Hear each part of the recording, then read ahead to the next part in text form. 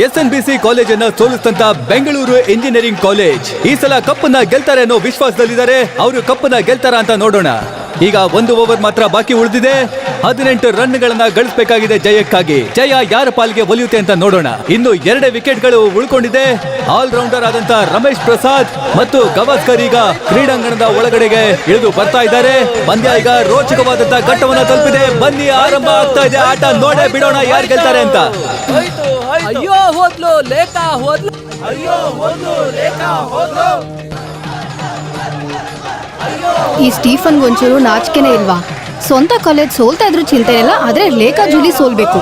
1 over ಮುಗ್ದಿದೆ. ಈಗ ಕೇವಲ 1 ಓವರ್ ಮಾತ್ರ ಬಾಕಿ ಇದೆ. ಕೊನೆ ಓವರ್ ಅನ್ನ ಬೌಲ್ ಮಾಡೋದಕ್ಕೆ ಬೆಂಗಳೂರು ಇಂಜಿನಿಯರಿಂಗ್ ಕಾಲೇಜಿನ ಬೌಲರ್ ಆದಂತ ಶ್ಯಾಮ್ ಪ್ರಸಾದ್ ಬಂದಿದ್ದಾರೆ. ಪ್ರಿನ್ಸಿಪಲ್ ಆಗಿ ಈ ಕಾಲೇಜ್ ಗ್ರೌಂಡ್ ಅಲ್ಲಿ ಎಲ್ಲೆಲ್ಲಿಂದನೋ ಬಂದಿರೋ ಈ ಕೇರಳದ ತಂಡಗಳ ಹತ್ರ ನಮ್ಮ ಹುಡುಗರು ಸೋಲೋದನ್ನ ನೋಡೋ ಅಂತ ಶಕ್ತಿ ನನಗಿಲ್ಲ. ನೀವೇ ಹಿಂಗ್ ಅನ್ಬಿಟ್ರೆ ಹೆಂಗೆ? ಇನ್ನ 1 ಓವರ್ ಇದೆಯಲ್ಲ. ನಮ್ ಟೀಮ್ ಮೇಲೆ ನನ್ಗಿರೋ ನಂಬಿಕೆ ನಿಮ್ಗೆ ಇಲ್ಲ ಅಂದ್ರೆ ಹೆಂಗೆ? ಹಿಂಗಾದ್ರೆ ಇಲ್ಲ ಕಣೋ, ಇಲ್ಲ. ಆ ಎಲ್ಲ ನಂಬಿಕೆನೂ ಹೊರಟೋಗಿದೆ. ಎಲ್ಲದಕ್ಕೆ ಏನಾದ್ರೂ ಚಾನ್ಸ್ ಇದೆಯಾ ಜೂಲಿ? ಸ್ವಲ್ಪನೂ ಚಾನ್ಸ್ ಇಲ್ಲ. ನಾವ್ ಹೊಟ್ಬಿಡಣ್ವಾ. ಎಲ್ಲಿ ಹೋಗೋದು? ಎಲ್ಲಿ ಹೋದ್ರು ಬರೀ ಅವರೇ ಇದ್ದಾರೆ. ಮರ್ಯಾದೆನೇ ಹೋಯ್ತು. ಜೂಲಿ ಸ್ಟೀಫನ್ ಹತ್ರ 16,000 ಕಟ್ಟಿದ್ರು ಪರವಾಗಿಲ್ಲ, ಯಾಕಂದ್ರೆ ಇವ್ರಪ್ಪ ಫಾರಿನ್ ಅಲ್ಲಿ ಇರೋದ್ರಿಂದ.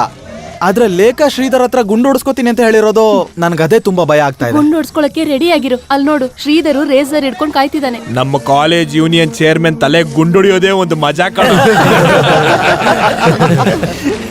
4 ವಿಕೆಟ್ ಗಳನ್ನ ತೆಗೆದುಕೊಂಡಂತ ಶ್ಯಾಮ್ ಸುಂದರ್ ಅವರು ಈಗ ಬೌಲಿಂಗ್ ಮಾಡ್ತಾ ಇದ್ದಾರೆ.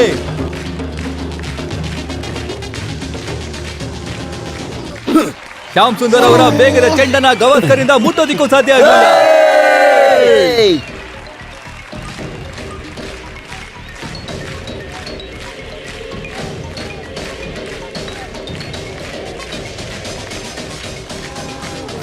ಕೊನೆಯ ಓವರ್ನ 2 ಚೆಂಡುಗಳನ್ನ ವೇಸ್ಟ್ ಮಾಡಿದ್ದಾರೆ.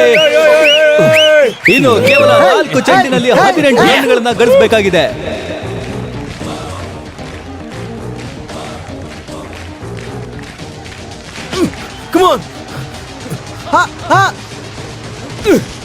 ಗವಾಸ್ಕರ್ ಈಗ ರನ್ ಔಟ್ ಆಗಿದ್ದಾರೆ. ಹೊಡೆದ್ಬಿಟ್ನಾ? ಇಲ್ಲ, ಇನ್ನೊಂದು ವಿಕೆಟ್ ಹೋಯ್ತು. ಇನ್ನು ಎಷ್ಟು ವಿಕೆಟ್ ಇದೆಯೋ? ಇನ್ನೊಂದೇ 1 ವಿಕೆಟ್. ಓ ದೇವ್ರೇ ಕಾಪಾಡಪ್ಪ. Last batsman Narendran.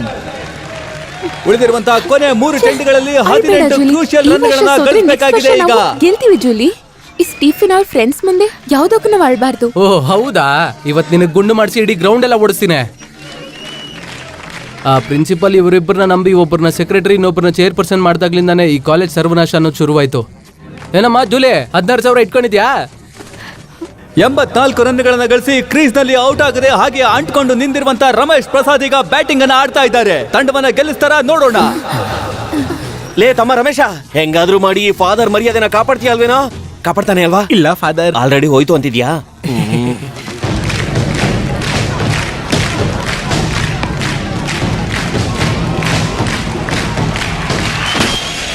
ರಮೇಶ್ ಪ್ರಸಾದ್ ಅವರು ಹೊಡೆದಂತ ಚೆಂಡು ಆಕಾಶದಲ್ಲಿ ತೇಲ್ ಹೋಗ್ತಾ ಇದೆ. ಇದು ಕ್ಯಾಚ್ ಆಗುವಂತ ಸಾಧ್ಯತೆ ಇದೆ. ಕ್ಯಾಚ್ ನ ಹಿಡಿತಾರ? ಕೆಳಗಡೆ ಒಬ್ರು ಆಟಗಾರ ಬಿದ್ದು ಹೋಗಿದ್ದಾರೆ.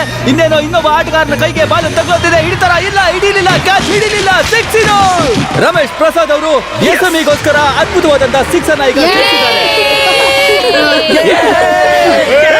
ರಮೇಶ, ನೀನ್ ಕಾಲೇಜ್ ಮರ್ಯಾದೆನ ಉಳಿಸ್ಬಿಟ್ಟೆ ಕಣ.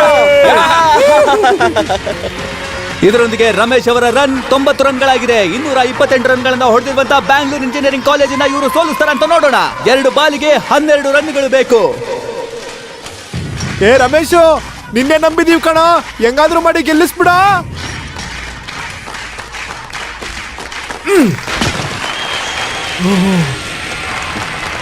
ಮತ್ತೊಂದು 6 ಸಿಕ್ಕಿದ್ದಾರೆ ರಮೇಶ್.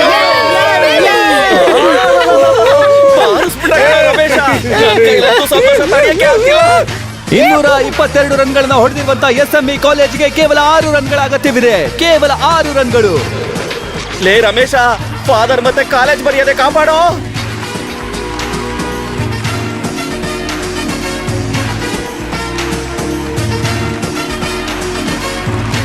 ನಿರ್ಣಾಯಕವಾದಂತಹ ಈ ಚೆಂಡಿನ ಮೇಲೆ ಎಲ್ಲರ ಕಣ್ಣುಗಳು ರಮೇಶ್ ಪ್ರಸಾದ್ ನ ಮೇಲಿದೆ. ಅಗತ್ಯವಿರುವ 6 ರನ್ಗಳನ್ನ ಹೊಡೆದು ರಮೇಶ್ ಪ್ರಸಾದ್ ಅವರು ಎಸ್ಎಂಇ ಕಾಲೇಜಿನ ಗೆಲ್ಲಿಸ್ತಾರ ಅಂತ ನೋಡೋಣ.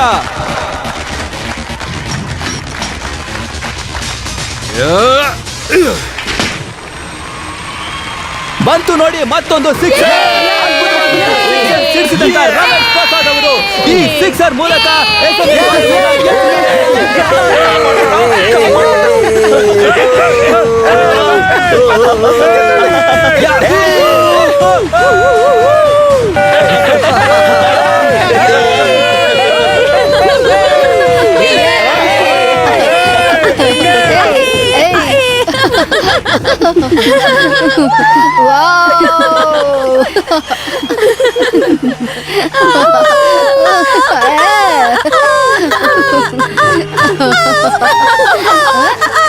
ಇದಕ್ಕಿನ ಸಾಯೋದೇ ವಾಸಿ ಕಾಣಿಸ್ತು.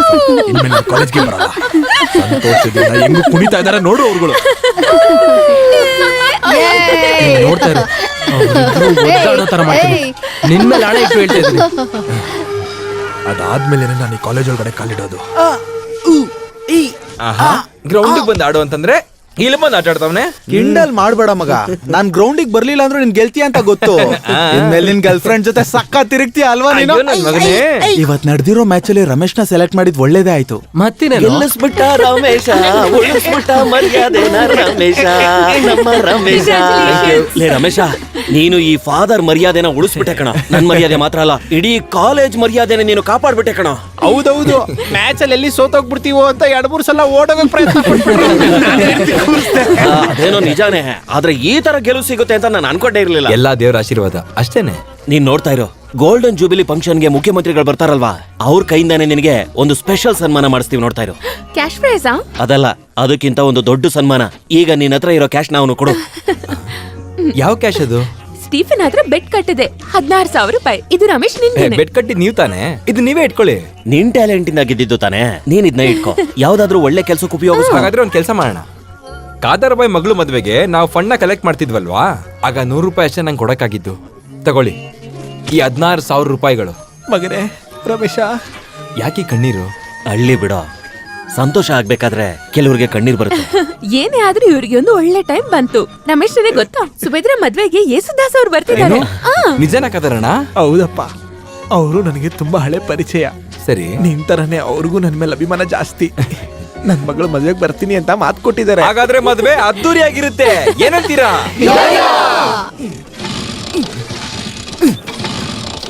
ಅಲ್ಲಿ ನೋಡ್ರಿ, ರಮೇಶ್ಗಿನ್ನ ಸ್ಕೂಟರ್ಗೆ ವಯಸ್ಸು ಜಾಸ್ತಿ ಆದಂಗಿದೆ. ಓಲ್ಡ್ ಇಸ್ ಗುಡ್ ಅಲ್ವಾ ರಮೇಶ?